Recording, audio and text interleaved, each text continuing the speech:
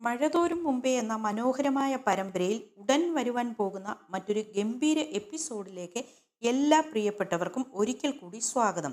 അഞ്ചലിലെ വീട്ടിലെത്തിയ അലീനയ്ക്ക് ഒറ്റ ദിവസം കൊണ്ട് തന്നെ ഒട്ടനവധി കാര്യങ്ങൾ ബോധ്യപ്പെട്ടു. അതിൽ ഏറ്റവും പ്രധാനപ്പെട്ട കാര്യം സ്റ്റാൻലിയെ ഒരു കറവ പശുവിനെ പോലെ മാക്സിമം ഉപയോഗിക്കുക.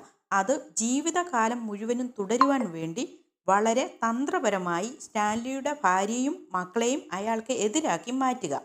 വളരെ വിദഗ്ധമായ ആ തന്ത്രം ആസൂത്രണം ചെയ്യുകയും അത് നടപ്പാക്കിക്കൊണ്ടിരിക്കുകയുമാണ് റീത്താമ്മ ചെയ്യുന്നത്. കുട്ടികളെ ശാസിക്കുകയോ ഉപദേശിക്കുകയോ ചെയ്യുമ്പോൾ എല്ലാം അവർ ആവർത്തിച്ചാവർത്തിച്ച് കുട്ടികളുടെ ഉള്ളിലേക്ക് വിഷം കുത്തിവെച്ച് കൊടുക്കുവാൻ വേണ്ടി പറയുന്ന ചില വാക്കുകളുണ്ട്. അതെന്തെന്നാൽ, ജനിപ്പിച്ച തന്തയ്ക്കു വേണ്ടാത്ത ഇതുങ്ങളെ നോക്കേണ്ട എന്തെങ്കിലും കാര്യം എനിക്കുണ്ടോ? ഞാൻ എന്തെല്ലാം സഹായം ചെയ്താലും ശരി, അവസാനം എനിക്ക് തന്നെ എല്ലാം പാരയായിട്ട് വരികയും ചെയ്യും. എന്നാലും അവനവൻ്റെ കൂടപ്പറപ്പിൻ്റെ കുഞ്ഞുങ്ങളല്ലേ എന്നോർത്തിട്ടാണ് ഇതൊക്കെ ചെയ്യുന്നത്. എത്രയൊക്കെ ആയാലും ആ തന്തയുടെ വിത്ത് ഗുണം അത് കാണിക്കാതിരിക്കുമോ? ഇതിങ്ങനെ നാഴികയ്ക്ക് 40 വട്ടം പഴഞ്ചൊല്ലു കണക്കിന് സ്ഥാനത്തും അസ്ഥാനത്തും റീത്താമ്മ മാറി മാറി പ്രയോഗിച്ചു കൊണ്ടിരിക്കുകയാണ്. ഈ ദുഷിച്ച വാക്കുകൾ കേട്ടുകൊണ്ട് കുട്ടികൾക്കും വിശ്വാസമായിട്ടുണ്ട് ക്രൂരനും ദുഷ്ടനുമായ സ്വന്തം പിതാവിനാൽ ത്യജിക്കപ്പെട്ട ഹീനരായ മക്കളാണ് ഞങ്ങൾ എന്ന്. പപ്പയുടെ സ്നേഹശൂന്യതയും സ്വാർത്ഥതയും മൂലം ഈ ലോകത്തിലേക്ക് വെച്ച് ഏറ്റവും മഹാ ദുഃഖം അനുഭവിക്കുന്ന സ്ത്രീയാണ് തങ്ങളുടെ പാവപ്പെട്ട അമ്മയെന്ന്. ഈ വിധം പിതാവിനാൽ ഉപേക്ഷിക്കപ്പെട്ട കുഞ്ഞുങ്ങൾക്കും അവരുടെ അമ്മയ്ക്കും വേണ്ടി റീത്താമ്മയാൻറ്റി ഇത്രയധികം ത്യാഗം അനുഷ്ഠിക്കുന്നത് കൊണ്ടാണ് അവർ വലിയ അല്ലലില്ലാതെ ജീവിക്കുവാൻ കഴിയുന്നത്. ഇത് എങ്ങനെ തിരുത്തുമെന്ന് അലീനയ്ക്ക് ഒരു എത്തും പിടിയും കിട്ടിയില്ല. വിശദീകരിക്കുവാൻ ശ്രമിച്ചപ്പോഴൊക്കെയും ടാനിയയും ടെൽസയും അവളുടെ മുമ്പിൽ നിന്ന് മാറി മാറിപ്പോയി. തങ്ങളെ തെറ്റിദ്ധരിപ്പിക്കുവാൻ നോക്കണ്ടെന്നും എല്ലാം തങ്ങൾക്കറിയാമെന്നുള്ള നിലപാടായിരുന്നു അവരുടേത്. ടെൽസ മാത്രം അവൾ പറയുന്നത് കേട്ട് വെറുതെ ചിരിച്ചുകൊണ്ടിരുന്നു. റീത്താമ്മ ഗേറ്റ് കടന്നു പോയപ്പോൾ അലീന റീത്താമ്മയുടെ വീട്ടിലേക്കൊന്ന് ചെന്നു. റീത്താമ്മയുണ്ടെങ്കിൽ ആ വീട്ടിൽ കയറാൻ സമ്മതിക്കില്ല എന്ന് അവൾക്ക് അറിയാമായിരുന്നു. അവൾ അകത്തേക്ക് കയറി വന്നത് കണ്ട് റീത്താമ്മയുടെ ഭർത്താവിൻ്റെ അമ്മ അന്താളിച്ചുപോയി. ഉടനെ അവർ ചോദിക്കുകയാണ്, ഇത് ആരോട് ചോദിച്ചിട്ടാ നീ ഈ വീടിനകത്തോട്ട് കയറിയത്? എൻ്റെ അമ്മച്ചി, ഞാൻ ഒന്നും എടുത്തുകൊണ്ട് പോകാൻ വന്നതല്ല.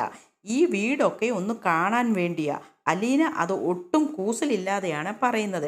റീത്താമ്മയുടെ വീടിൻ്റെ അവസ്ഥ എൽസമ്മയുടെ വീടിനെ അപേക്ഷിച്ച് വളരെ ഭേദപ്പെട്ടതാണെന്ന് അലീനയ്ക്ക് ബോധ്യപ്പെട്ടു. അടുക്കും ചിട്ടയും ഒന്നും ഇല്ലെങ്കിലും വിലപിടിപ്പുള്ള ഗൃഹോപകരണങ്ങൾ വേണ്ടുവോളമുണ്ട്. സെറ്റുകൾ, സോഫ സെറ്റുകൾ, TV, ഫ്രിഡ്ജ്, വാഷിംഗ് മെഷീൻ തുടങ്ങിയവയെല്ലാം അലീന അവിടെ കണ്ടു. ആധുനിക സൗകര്യമുള്ള അടുക്കളയും ഊണുമുറിയും വൃത്തിയായി സൂക്ഷിക്കുന്നില്ലെങ്കിലും എല്ലായിടവും മോടി പിടിപ്പിച്ചിട്ടുണ്ട്.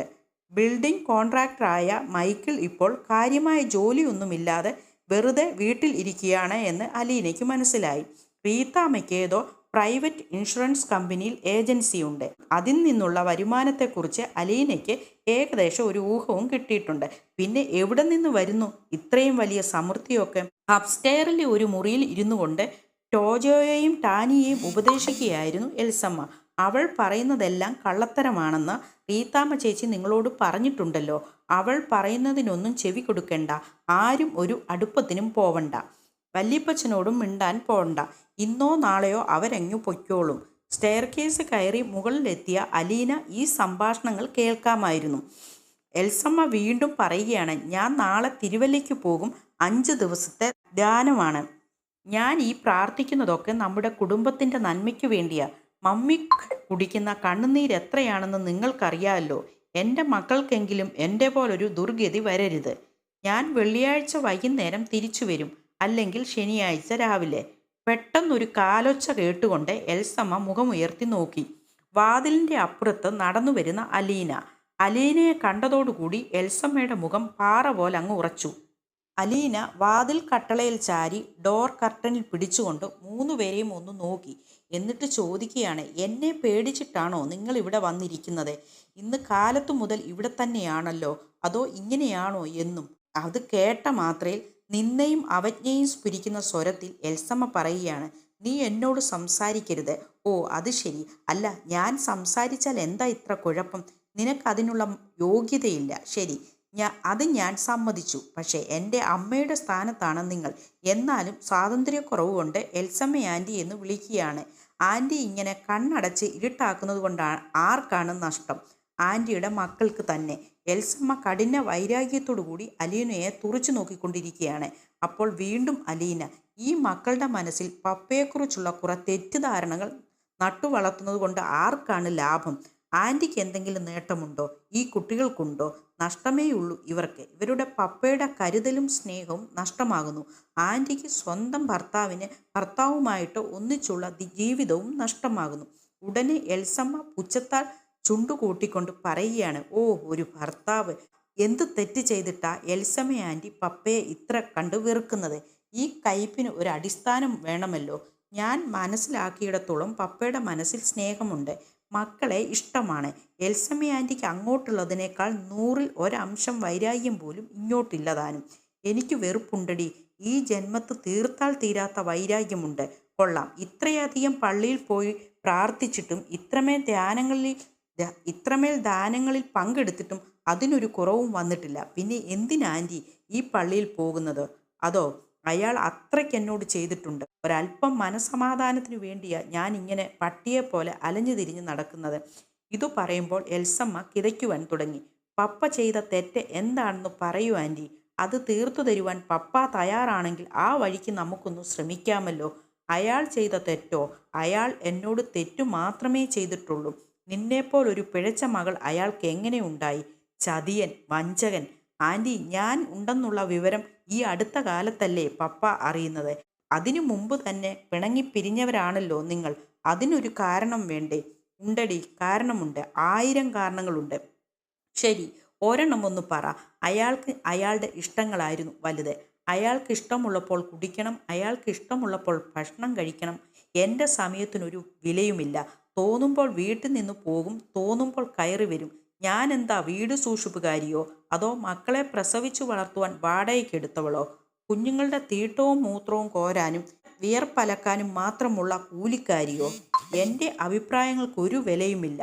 ആ റബ്ബർ തോട്ടം വാങ്ങാൻ പോയപ്പോൾ വേണ്ട എന്ന് 1000 വട്ടം ഞാൻ പറഞ്ഞു. ആര് കേൾക്കാൻ? അയാൾക്ക് തനിയെ സുഖിച്ച് താമസിക്കണം. ആ രൂപ കൊണ്ട് ഇവിടെ സ്ഥലം വാങ്ങാമെന്ന് പറഞ്ഞപ്പോൾ അയാൾ കേട്ടില്ല. എൻ്റെ വാക്കിന് എന്തുവില്ല. തറവാട് സ്വത്ത് വീതം വെച്ചപ്പോൾ അപ്പച്ചനും അനിയന്മാരും കൂടി പറ്റിച്ചു. കിട്ടാൻ അർഹതയുള്ള ഓഹരി കണക്ക് പറഞ്ഞ് വാങ്ങണമെന്ന് ഞാൻ പറഞ്ഞതാ. പക്ഷേ അയാൾക്ക് വേണ്ട. ഒടുവിൽ ഞാൻ ആർത്തിക്കാരിയായി. തറവാട്ടിൽ ചെല്ലുമ്പോൾ ആ തള്ളയും മക്കളും എന്നോട് പെരുമാറിയിട്ടുള്ളത് എൻ്റെ ഓർമ്മയിൽ നിന്ന് ഒരിക്കലും മാഞ്ഞു പോകത്തില്ലടി. അത് കേട്ടപ്പോഴേക്കും അലീനയ്ക്ക് പെട്ടെന്നൊരു വിസ്മയമുണ്ടായി. അവൾ ചോദിക്കുകയാണ്, ആര്? ചിന്നമ്മയോ? ആ, എൻ്റെ കുഞ്ഞുങ്ങളോട് മാത്രം ആ തള്ളയ്ക്ക് പുച്ഛം. ഒരു ബിസ്ക്കറ്റ് എടുത്ത് കൊടുത്തിട്ടില്ല എൻ്റെ കുഞ്ഞുങ്ങൾക്ക്. ആ തള്ള മറ്റു മക്കളെ ഊട്ടാൻ അവർക്ക് ഭയങ്കര ഉത്സാഹമായിരുന്നു. ഒരു കട്ടൻ കാപ്പി എടുത്ത് എനിക്ക് തന്നിട്ടില്ല ആ തള്ള ചാകുന്നത് വരെ. ഞാൻ തെണ്ടിക്കയറി വന്നവളൊന്നും അല്ലടി. എൻ്റെ അപ്പൻ നല്ലതുപോലെ സ്ത്രീധനം തന്നു തന്നെയാണ് എന്നെ ആ തറവാട്ടിലേക്ക് അയച്ചത്. ഞാൻ ആ തള്ളയുടെ കുറ്റം വല്ലതും പറഞ്ഞു പോയാൽ അയാൾക്ക് പിന്നെ തൊട്ടതും പിടിച്ചതും എല്ലാം ദേഷ്യമാകും. ആ നീചൻ്റെ ചരിത്രം റീത്താമ്മ ചേച്ചിക്കറിയാം. ഞാൻ എല്ലാം മറന്നു. പക്ഷെ ദൈവത്തോടടുക്കുവാൻ ഞാനിപ്പോൾ ശ്രമിച്ചു കൊണ്ടിരിക്കുകയാണ്. അതുകൊണ്ട് കൂടുതലൊന്നും പറയുന്നില്ല. തങ്ങളുടെ മമ്മി അനുഭവിച്ച ഭീകര ദുരിതങ്ങളെക്കുറിച്ചൊക്കെ കേട്ടില്ലേ എന്ന മട്ടിൽ ടോജയും ടാനിയും അലീനയുടെ മുഖത്തേക്ക് നോക്കുകയാണ്.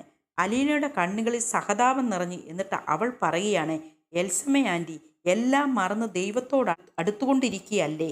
കൂടുതൽ വൈരാഗ്യത്തോടെല്ലാം വീണ്ടും ഓർമ്മിപ്പിച്ച് ദൈവത്തിൽ നിന്ന് അകന്നുകൊണ്ടിരിക്കുകയാണ്. അല്ലെങ്കിൽ ഓരോ തവണ പള്ളിയിൽ പോയി പ്രാർത്ഥിക്കുമ്പോഴും ഓരോ ധ്യാനം കഴിഞ്ഞു മടങ്ങിപ്പോരുമ്പോഴും പപ്പയുടെ ഓരോരോ തെറ്റുകൾ വീതമെങ്കിലും മറക്കാനും പൊറുക്കുവാനും ആൻറ്റിക്ക് കഴിഞ്ഞേന്. തുറന്നു പറയാലോ, പപ്പയുടെ ക്രൂരകൃത്യങ്ങൾ കേൾക്കാമല്ലോ എന്ന് പ്രതീക്ഷിച്ച് നിന്ന എന്നെ ആൻറ്റി വല്ലാതെ നിരാശപ്പെടുത്തി കളഞ്ഞു. എടി, നിന്റെ കണ്ണുകളിൽ കൂടി നോക്കുമ്പോൾ നിന്റെ തന്ത ചെയ്തതെല്ലാം നിനക്ക് ശരിയായിരിക്കാം. നിനക്കത് അങ്ങനെ തോന്നും. അട്ടയെ പിടിച്ച് മെത്തയെ കിടത്തിയിരിക്കുന്നത് പോലെ നിന്നെ കൊണ്ടുപോയി കൊട്ടാര റാണിയായി വാഴിച്ച് സപ്രമഞ്ചത്തിൽ കയറ്റി സുഖിപ്പിച്ച് കിടത്തിയിരിക്കുകയല്ലേ? ആ, കൊള്ളാം. എന്നെ ആര് താലോലിച്ചു? എൻ്റെ അടുത്ത് വെട്ടൊന്ന് മുറി 2 എന്ന രീതിയിലായിരുന്നു പപ്പ. എന്നെ എന്തുമാത്രം വഴക്ക് പറഞ്ഞിട്ടുണ്ട്. അടുക്കാൻ പറ്റത്തില്ലായിരുന്നു. ഞാൻ സ്നേഹിച്ച് ഇത്രയെങ്കിലും അടുപ്പിച്ചത്. എന്നാലും ഇപ്പോഴും എന്തു ചോദിച്ചാലും ആദ്യം പപ്പ പറയുന്നത് നോ എന്ന് തന്നെയാണ്. പപ്പ അങ്ങനെ ആയിപ്പോയി. മനസ്സിൽ നന്മയില്ലാഞ്ഞിട്ടാണോ? അല്ല. ചില മനുഷ്യരുടെ മനസ്സിൽ ആമയുടെ പുറന്തോട് പോലെ ഇങ്ങനെ കട്ടിയുള്ള ഓരോ ആവരണം കാണും. നമ്മൾ സ്നേഹിച്ച് സ്നേഹിച്ച് വേണം ആ മനസ്സിലേക്ക് കയറാൻ. അല്ലാതെ ഞാനും പപ്പയുടെ മോളല്ലേ, ഞാനും പപ്പയുടെ ഒരേ ഒരു മോനല്ലേ, പപ്പയ്ക്ക് സൗകര്യമുണ്ടെങ്കിൽ വാരിക്കോരി തരട്ടെ എന്ന് വിചാരിച്ചു കൊണ്ടിരുന്നാൽ ഒന്നും കിട്ടത്തില്ല. ആരാണോ ആവശ്യക്കാരൻ അല്ലെങ്കിൽ ആവശ്യക്കാരി, അവരാണ് അപേക്ഷ സമർപ്പിക്കേണ്ടത്. ഭിക്ഷക്കാരൻ കോട്ടും സൂട്ടും ഇട്ട് കാറിൽ കയറി വലിയ ഗമയ്ക്ക് ഞെളിഞ്ഞിരുന്നാൽ ആരെങ്കിലും ഭിക്ഷ കൊടുക്കുമോ?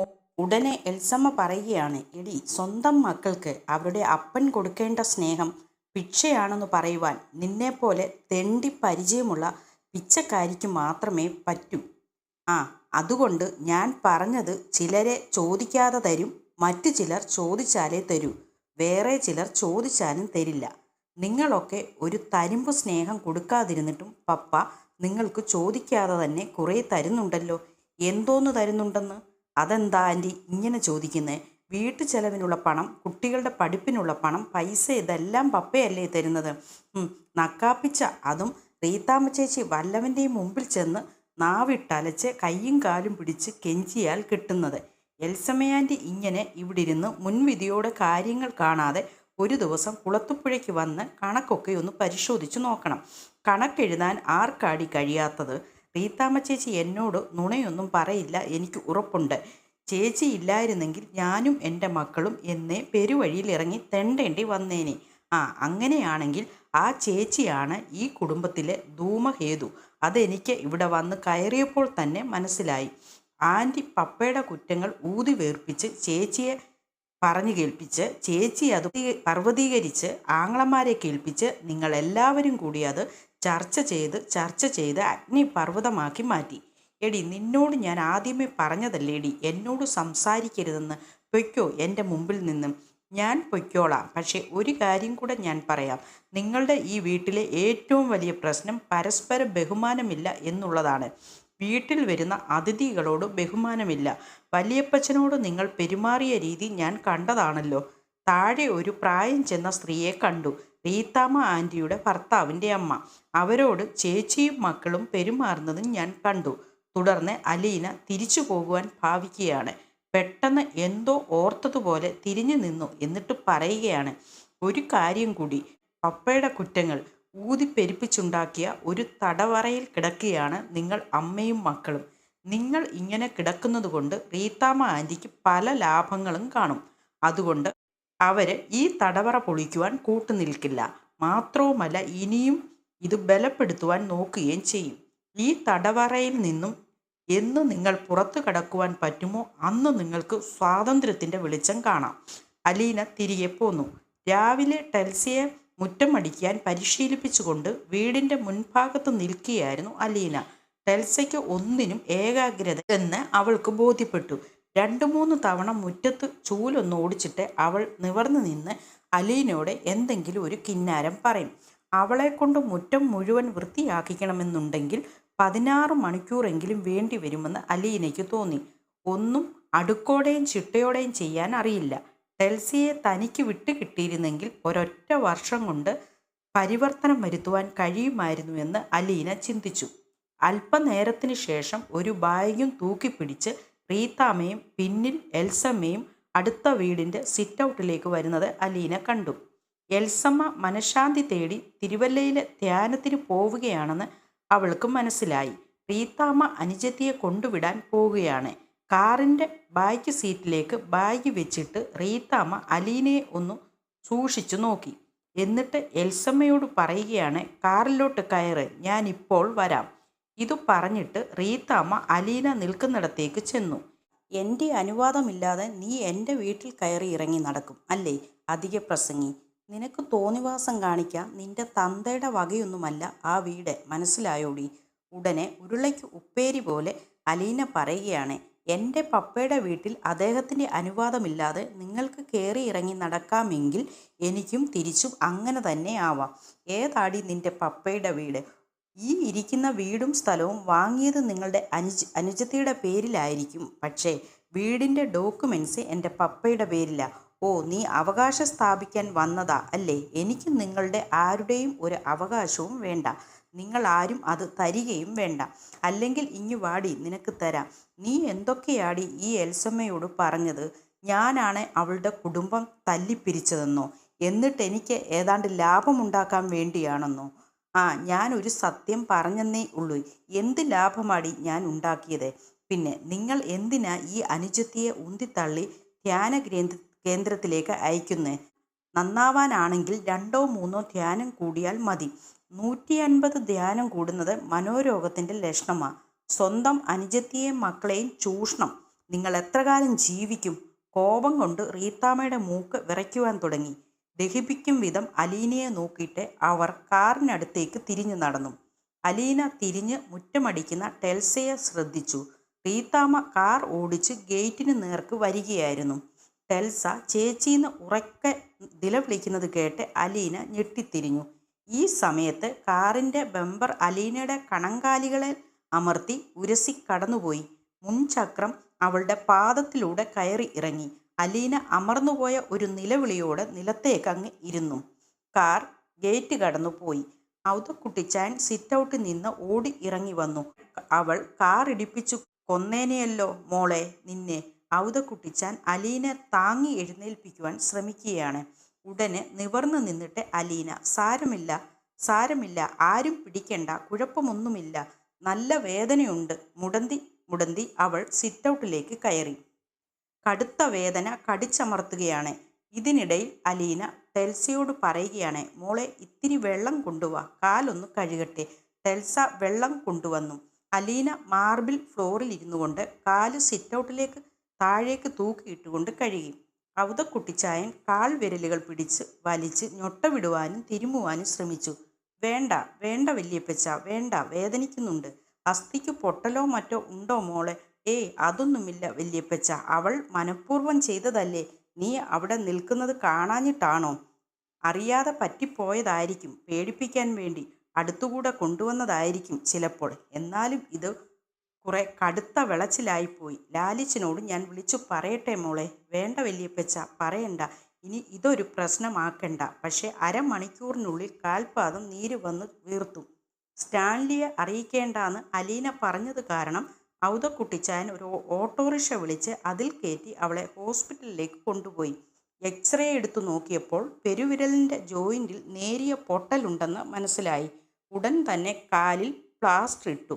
ഒടുവിൽ ഔതക്കുട്ടിച്ചായൻ പറയുകയാണ്, ഇതെന്തായാലും ഞാൻ ലാലിച്ചനോട് പറയും, ഇല്ലെങ്കിൽ വിവരം അറിയുമ്പോൾ അവൻ എന്നെ പഴിക്കും. ഔതക്കുട്ടിച്ചാൻ അലീനയുടെ വിലക്കിനെ അവഗണിച്ച് കുളത്തുപുഴയ്ക്ക് ഫോൺ ചെയ്തു. സ്റ്റാൻലി അരമണിക്കൂറിനകം ഹോസ്പിറ്റലിലെത്തി അവളെ കാറിൽ കയറ്റി കുളത്തുപുഴയിലേക്ക് കൊണ്ടുപോയി. പോകുന്ന വഴിക്ക് സ്റ്റാൻലി അലീനയോട് ചോദിക്കുകയാണ്, എന്താണ് നിനക്ക് സംഭവിച്ചത്? സത്യം പറയണം എന്നോട്. പപ്പ, ഒന്നുമില്ല, സാരമില്ല, വിട്ടുകളഞ്ഞേക്ക്. അലീന, ഞാൻ ചോദിച്ചതിന് മറുപടി നീ പറയണം. ഒടുവിൽ സ്റ്റാൻലിയുടെ നിർബന്ധത്തിൻ്റെ മുമ്പിൽ സംഭവിച്ച കാര്യങ്ങളൊക്കെ അലീന വിവരിച്ചു. വീണ്ടും അവൾ പറയുന്നുണ്ട്, പോട്ടു പപ്പ, സാരമില്ല, അതൊരു പക്ഷേ അബദ്ധം പറ്റിയതായിരിക്കും. റീത്താമ്മ അനുജത്തിയെ തിരുവല്ലയിൽ കൊണ്ടുപോയി വിട്ടിട്ട് മടങ്ങി എത്തിയിട്ടേ ഉള്ളൂ. കാർ പോർച്ചിൽ കിടപ്പുണ്ട്. ഒരു ജീപ്പ് ഗേറ്റ് കടന്ന് എൽസമ്മയുടെ വീടിൻ്റെ മുറ്റത്തേക്ക് വന്നു. തൊട്ടു പിന്നാലെ ഒരു ക്രെയിൻ വെളിയിലും വന്നു നിന്നു. തുടർന്ന് ജീപ്പ് ഇരമ്പിക്കുതിച്ചു. സ്ഫോടനമുണ്ടായതുപോലൊരു ശബ്ദം കേട്ട് റീത്താമ്മയും മൈക്കിളും മക്കളും സിറ്റൗട്ടിലേക്ക് ഓടിയിറങ്ങി. മാരുതിക്കാറിൻ്റെ പിൻപിൽ ഇടിച്ചു നിൽക്കുകയാണ് ഒരു ജീപ്പ്. കാറിൻ്റെ ഡിക്കിയും മുൻപിലത്തെയും പിൻപിലത്തെയും ബമ്പറുകളും ബ്രേക്ക് ലൈറ്റുകളും ഹെഡ് ലൈറ്റുകളും എല്ലാം പൊട്ടിത്തകർന്നിരിക്കുന്നു. ജീപ്പിൻ്റെ ഡ്രൈവിംഗ് സീറ്റിൽ സ്റ്റാൻലി. അയാൾ റിവേഴ്സ് ഗിയറിട്ട് ജീപ്പ് ഏതാനും വാരം പുറകിലേക്ക് കൊണ്ടുപോയി. പിന്നെ ഗിയർ മാറ്റി ജീപ്പുമായി മുൻപോട്ട് കുതിച്ച് ആദ്യത്തതിനേക്കാൾ ശക്തമായി രണ്ടാമത് ഇടിച്ചു. ഭൂമി കുലുക്കത്തിൻ്റെ എന്ന പോലെ വീട് കുലുങ്ങി. ജനാല ചില്ലുകൾ വിറച്ചു. കാറിൻ്റെ മുന്നിലത്തെയും പിന്നിലത്തെയും ഗ്ലാസുകൾ വെടിഞ്ഞു കീറി പൊട്ടിച്ചിതറി കാറിനുള്ളിലും വെളിയിലും വീണു. രണ്ടാമത്തെ ഇടിയോടെ കാറിൻ്റെ പിൻഭാഗം ജീപ്പിൻ്റെ ബമ്പറിൽ കോർത്തു പോയിരുന്നു. സ്റ്റാൻലി ജീപ്പ് പുറകോട്ടെടുത്തപ്പോൾ കാറും നിരങ്ങി പുറകിലേക്ക് പോന്നു. എൽസമ്മയുടെ വീടിൻ്റെ സിറ്റൗട്ടിൽ ഇറങ്ങി നിന്ന് സ്റ്റാൻലിയുടെ മക്കൾ ഈ കാഴ്ച കാണുന്നുണ്ടായിരുന്നു. സ്റ്റാൻലിയുടെ ജീപ്പ് റിവേഴ്സ് ഗിയറിൽ തന്നെ ഗേറ്റ് കടന്നുപോയി. ജീപ്പിൻ്റെ ബമ്പറിൽ കോർത്ത കാർ സ്റ്റാൻലി മുമ്പോട്ട് തള്ളിക്കൊണ്ടുപോയി റോഡരികിൽ നിന്ന ഒരു മരത്തിൽ ഇടിച്ചു. ഇത്തവണ ജീപ്പ് പുറകോട്ടെടുത്തപ്പോൾ അല്പദൂരം റോഡിലൂടെ നിരങ്ങിയ ശേഷം കാർ ജീപ്പിൻ്റെ ബമ്പറിൽ നിന്ന് വിട്ടുപോന്നു. സ്റ്റാൻലി ജീപ്പിൽ നിന്നിറങ്ങി ക്രെയിനിൻ്റെ സമീപം ചെന്ന് എന്നിട്ട് ക്രെയിൻ സർവീസുകാരനോട് പറയുകയാണ്, അത് തൂക്കിയെടുത്ത് ഏതെങ്കിലും ഓതറൈസ് വർക്ക്ഷോപ്പിൽ കൊണ്ടുപോയിട്ടേക്ക്. കൺമുൻപിലെ കാഴ്ച കണ്ട് ക്രെയിൻ സർവീസുകാർ അന്തം വിട്ടുപോയിരുന്നു. നിങ്ങൾ ധൈര്യമായിട്ട് കാർ എടുത്തുകൊണ്ടു പോകണം. എൻ്റെ കാറാണിത്. ബുക്കും പേപ്പറും ഇൻഷുറൻസും എല്ലാം എൻ്റെ പേരിൽ തന്നെയാണ്. ഇതിൻ്റെ പേരിൽ നിങ്ങൾക്ക് എന്തു പ്രശ്നമുണ്ടായാലും അത് ഞാൻ ഏറ്റു. അത് കേട്ടുകൊണ്ട് ക്രെയിൻ സർവീസുകാർ കാറിനടുത്തേക്ക് ചെന്ന് അത് ക്രെയിനിൽ എടുക്കുവാനുള്ള പണി തുടങ്ങി. റീത്താമ്മയും എൽസമ്മയും മക്കളും അപ്പോഴേക്കും സിറ്റൗട്ടിൽ നോക്കി നിൽക്കുകയായിരുന്നു. എന്ത് ചെയ്യണമെന്ന് ആർക്കും ഒരു പിടിയും കിട്ടിയില്ല. ടെൽസയുടെ മുഖത്തു മാത്രം അത്ഭുതവും സന്തോഷവും കൗതുകവും കാണാമായിരുന്നു. അവൾ ചിരിച്ചുകൊണ്ട് പറയുക, എന്ത് നല്ല രസമായിരുന്നു കാണാൻ. റീത്താമ്മ ആങ്ങളമാർക്ക് ഫോൺ ചെയ്തുകൊണ്ട് സമനില തെറ്റിയതുപോലെ മുറിയിലോട്ട് അങ്ങോട്ടും ഇങ്ങോട്ടും നടക്കുകയാണ്. റീത്താമ്മയുടെ ആങ്ങളമാർ ഓരോരുത്തരായി സ്ഥലത്ത് എത്തുമ്പോഴേക്കും കാറും കൊണ്ട് ട്രെയിൻ സർവീസുകാരും സ്റ്റാൻലിയും സ്ഥലം വിട്ടിരുന്നു. റീത്താമ്മ പൊട്ടിത്തെറിക്കുവാൻ തുടങ്ങി. വെട്ടുപോത്തുപോലെ 4 ആങ്ങളമാരുണ്ടായിട്ട് എനിക്ക് എന്തു ഗുണം? ഈ കാണിച്ച തെമ്മാടിത്തരം നിങ്ങൾ കണ്ടോ? റീത്താമ്മ കാർ പോർച്ചിൽ പൊട്ടിച്ചിതറിക്കിടക്കുന്ന ചില്ലുകൾ ചൂണ്ടിക്കാട്ടിക്കൊണ്ട് ചീറുകയാണ്. എൻ്റെ വീട്ടിലെ കാർ പോർച്ചിൽ കയറി അതിക്രമം കാണിക്കുവാൻ അയാൾക്കെന്താ അധികാരം? ഈ നാട്ടിൽ ചോദിക്കാനും പറയാനും ആരുമില്ലേ? നീതിയും നിയമവും പോലീസും കോടതിയും ഒന്നുമില്ലേ? റീത്താമ്മ സംഭവം വിവരിക്കുന്നത് കേട്ടപ്പോൾ അച്ഛൻ കുഞ്ഞിൻ്റെയും ഏലിയാസിൻ്റെയും സാമുവേലിൻ്റെയും സേവിച്ചൻ്റെയും ചോര തിളച്ചു.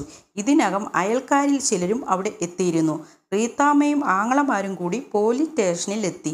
പരാതി നൽകി തൻ്റെ വീടിന് കേടുപാടുകൾ സംഭവിച്ചിട്ടുണ്ടെന്നും അതിന് നഷ്ടപരിഹാരം കിട്ടണമെന്നും റീത്താമ്മ സബ് ഇൻസ്പെക്ടറോട് പറഞ്ഞു. പരാതി സ്വീകരിച്ച ശേഷം അന്വേഷിക്കാമെന്ന് പറഞ്ഞ് SI അവരെ പറഞ്ഞയച്ചു. പിറ്റേന്ന് രാവിലെ റീത്താമ്മയും സഹോദരന്മാരും വീണ്ടും പോലീസ് സ്റ്റേഷനിലെത്തി. അപ്പോൾ SI പറയുകയാണ്, ഞാൻ സംഭവത്തെക്കുറിച്ച് അന്വേഷിച്ചു. നിങ്ങളുടെ വീടിന് എന്തെങ്കിലും കേടുപാടുകൾ പറ്റിയിട്ടുണ്ടെങ്കിൽ അത് റിപ്പയർ ചെയ്തു തരാമെന്ന് നിങ്ങളുടെ സഹോദരിയുടെ ഭർത്താവ് ഏറ്റിട്ടുണ്ട്. ആഹാ, അത്രയുള്ളോ? അയാളുടെ പേരിൽ വേറെ നടപടിയൊന്നും എടുക്കുന്നില്ലേ? ഞാൻ വർക്ക്ഷോപ്പിൽ പോയി കാർ കണ്ടു. ശരിയാണ്, ഇടിച്ചു തകർത്തു കളഞ്ഞിരിക്കുകയാണ്. മനഃപൂർവ്വം ചെയ്തതാണെന്ന് പ്രതി കുറ്റസമ്മതവും നടത്തി. എന്നിട്ടും സാർ ആക്ഷൻ ഒന്നും എടുക്കുന്നില്ലേ? എങ്ങനെ ആക്ഷൻ എടുക്കും? സ്റ്റാൻലിയുടെ പേരിലുള്ള കാറിനോടുള്ള ദേഷ്യം തീർക്കുവാൻ വേണ്ടി ഇടിച്ചു തകർത്തു. ക്രൈം സർവീസുകാർ റോഡിൽ നിന്നാണ് കാർ എടുത്തുകൊണ്ടുപോയത്. അതിനാൽ അവരുടെ പേരിലും ആക്ഷൻ എടുക്കാൻ പറ്റില്ല. പെട്ടെന്ന് റീത്താമ്മ SIയുടെ മുമ്പിൽ നിൽക്കുന്നു എന്നുപോലും ചിന്തിക്കാതെ ചീറുകയാണ്. എൻ്റെ വീട്ടുവളപ്പിൽ കയറിയാണ് അയാൾ അതിക്രമം കാണിച്ചത്. ഓക്കെ, അതും സ്റ്റാൻലി സമ്മതിച്ചു. പക്ഷേ സ്റ്റാൻലിയുടെ കാർ എങ്ങനെ നിങ്ങളുടെ കാർ പോർച്ചിൽ വന്നു? ഒന്നുകിൽ നിങ്ങൾ ബലമായി പിടിച്ചെടുത്തു, അല്ലെങ്കിൽ മോഷ്ടിച്ചു. ഇത് രണ്ടും കുറ്റകരമാണ്. അതേപ്പറ്റി നിങ്ങൾ തന്നെ ഒന്ന് ആലോചിച്ചു നോക്കൂ. അപ്പോൾ റീത്താമ്മ അടുത്ത ന്യായം പറയുകയാണ്. സാറേ, എൻ്റെ അനുജത്തി സ്റ്റാൻലിയുടെ ഭാര്യയാണ്. അവൾക്ക് സ്റ്റാൻലി കൊടുത്തിരുന്ന കാറാണ്. അവൾ അത് തൽക്കാലം എൻ്റെ പോർച്ചിൽ കൊണ്ടുവന്നിട്ടു. ഞാൻ അവളുടെ ചേച്ചിയാണല്ലോ. അത് ന്യായം. പക്ഷേ സ്റ്റാൻലിയുടെ പരാതി നിങ്ങൾ കാർ മോഷ്ടിച്ചെന്നായിരിക്കും. എൻ്റെ സാറേ, മോഷ്ടിച്ചതല്ലെന്ന് എൻ്റെ അനുജത്തി സാക്ഷി പറയും. SI കുര്യാക്കോസ് ഒരു ചെറിയ ചിരിയോടുകൂടി ചോദിക്കുകയാണ്. ഭർത്താവിനെതിരെ മൊഴി നൽകുന്ന ഭാര്യ ചിലപ്പോൾ സാക്ഷി പട്ടികയിൽ നിന്നും മാറി ആയെന്നിരിക്കും. അത്രയ്ക്കൊക്കെ പോണോ? നിങ്ങളുടെ വീടിന് എന്തെങ്കിലും തകരാർ സംഭവിച്ചിട്ടുണ്ടെങ്കിൽ സ്റ്റാൻലി അത് ശരിയാക്കിത്തരും. നിങ്ങൾ ബന്ധുക്കൾ തമ്മിൽ എന്തിനാണ് വെറുതെ ഒരു വഴക്ക്? അയാൾ ഞങ്ങളുടെ ബന്ധുവൊന്നുമല്ല സാറേ, ഞങ്ങളുടെ ശത്രുവാണ് അയാൾ. ഓക്കെ, അങ്ങനെയാണെങ്കിൽ നമുക്ക് കേസെടുക്കാം. വേറൊരു പരാതിയും കൂടി എനിക്ക് കിട്ടിയിട്ടുണ്ട്. മിസ്സിസ് റീത്താമ്മ ഇന്നലെ സ്റ്റാൻലിയുടെ മകളെ കാർ ഇടിപ്പിച്ച് കൊല്ലാൻ ശ്രമിച്ചെന്നായിരുന്നു. അമർഷവും രോഷവും കൊണ്ട് മസിൽ പിടിച്ചു നിന്ന റീത്താമ്മ ഞൊടിയിടയിൽ കാറ്റുപോയ ബലൂൺ പോലെയായി. അപ്പോൾ വീണ്ടും SI, അങ്ങനെ ഒരു പരാതി കിട്ടിയിട്ടുണ്ട്. കാർ ഇടിച്ചു പരിക്കേറ്റ അലീന എന്ന പെൺകുട്ടിയെ ഹോസ്പിറ്റലിൽ പ്രവേശിച്ചിരുന്നു. ആ കുട്ടിയുടെ കാലിന് ഫ്രാക്ചർ ഉണ്ട്. പെട്ടെന്ന് അച്ഛൻ കുഞ്ഞൻ ചോദിക്കുകയാണ്, അയാൾ അവളുടെ മകളാണ് എന്നുള്ളതിന് എന്താണ് തെളിവ്? അതൊക്കെ സ്റ്റാൻലി ഹാജരാക്കിക്കോളും. നിങ്ങൾ വിഷമിക്കേണ്ട. അപ്പോൾ ഞാൻ എന്താണ് ചെയ്യേണ്ടത്? ഈ കിട്ടിയ പരാതിയുടെ മേൽ കേസ് ചാർജ് ചെയ്യണോ, അതോ ഈ കടലാസ് എല്ലാം കൂടി ചവറ്റുകുട്ടയിലിടണോ? നല്ലതുപോലെ ആലോചിച്ചിട്ട് പറഞ്ഞാൽ മതി. ഏലിയാസ് റീത്താമ്മയെ കണ്ണടച്ച് കാണിച്ചു. സാർ, ഒരു മിനിറ്റ്. സേവിച്ചൻ റീത്താമ്മയും വിളിച്ചുകൊണ്ട് SIയുടെ മുറിയിൽ നിന്നും പുറത്തേക്കിറങ്ങി. എന്നിട്ട് പറയുക, കേസും വഴക്കും ഒന്നും വേണ്ട. അതാണ് ബുദ്ധി. വെറുതെ എന്തിനാ കല്ലേ കടിച്ച് പല്ല് കളയുന്നത്? അങ്ങനെ ഒടുവിൽ റീത്താമ്മയും ആങ്ങളമാരും പരാതി പിൻവലിച്ച് പോലീസ് സ്റ്റേഷനിൽ നിന്ന് തലയൂരി. പുറത്തു വന്നതിന് ശേഷം റീത്താമ്മയെ ശാസിച്ചുകൊണ്ട് ഏലിയാസ് പറയുകയാണ്, നിനക്കിതൊരു പാഠമായിരിക്കട്ടെ. നിന്റെ അഹങ്കാരം കൊണ്ടല്ലേ നീ ആ പെണ്ണിൻ്റെ കാലിൽ കൂടെ കാറ് കയറ്റിയത്. അവളെ ഇടിച്ചു കൊല്ലാനുള്ള ദേഷ്യം എനിക്കുണ്ടായിരുന്നു. പക്ഷേ അവളുടെ കാൽ ഒടിക്കാൻ എനിക്ക് പറ്റിയില്ലല്ലോ എന്നുള്ളതാണ്. നല്ല ഒന്നാം തരം അവസരമായിരുന്നു എനിക്ക് കിട്ടിയത്. റീത്താമ്മയ്ക്ക് വൈരാഗ്യം അടങ്ങുന്നില്ല. അപ്പോൾ വീണ്ടും ഏലിയാസ്, ഇനിയിപ്പം നീ എന്തോന്ന് ഉരുട്ടിക്കൊണ്ട് നടക്കും റീത്താമ്മേ? നിനക്ക് മൂത്രം ഒഴിക്കാൻ പോകണമെങ്കിലും കാർ വേണമായിരുന്നല്ലോ. എൽസമ്മയ്ക്കും മക്കൾക്കും വേണ്ടി സ്റ്റാൻലി കൊടുത്ത കാർ നീ നിന്റെ സ്വന്തം പോലെ ഉപയോഗിച്ചുകൊണ്ടിരിക്കുകയല്ലായിരുന്നോ? അയാൾ കാറിടിച്ച് തകർത്തെങ്കിലേ ഞാൻ അയാളുടെ പൈസ കൊണ്ട് തന്നെ റെൻ്റ് കാർ എടുത്ത് എൻ്റെ കാര്യങ്ങൾ നടത്തും. റീത്താമ്മ അത് ഉഗ്ര ശപഥം പോലെയാണ് പറഞ്ഞത്.